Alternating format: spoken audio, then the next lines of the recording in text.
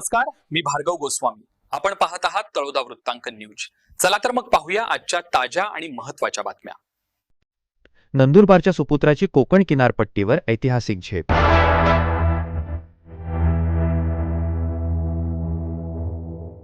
शिक्षक महेंद्र वसावे यांनी पूर्ण केली 56 किमीची अल्ट्रा मॅरेथॉन.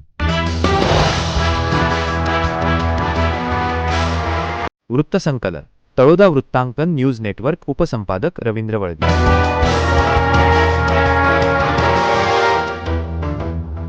नमस्कार.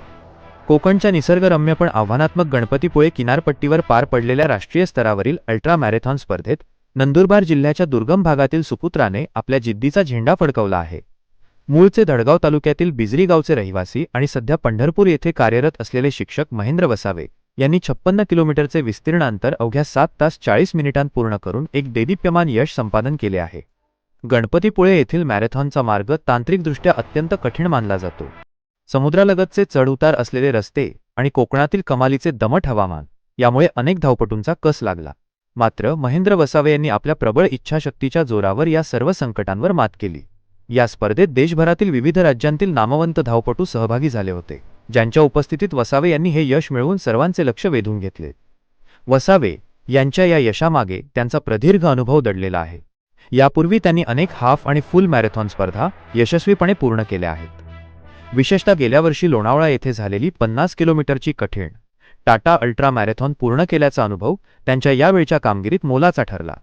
शिक्षण आणि क्रीडा क्षेत्राचा समन्वय, अध्यापनाचे पवित्र कार्य सांभाळून क्रीडा क्षेत्रात अशा प्रकारची उत्तुंग कामगिरी करणे ही बाब अत्यंत प्रेरणादायी आहे.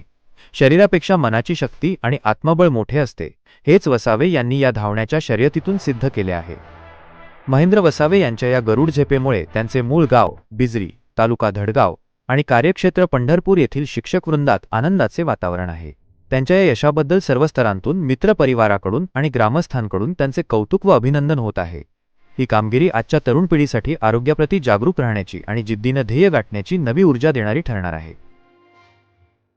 आजसाठी एवढेच. अशा सर्व बातम्या पाहण्यासाठी आमच्या न्यूज चॅनलला सबस्क्राईब करा. धन्यवाद.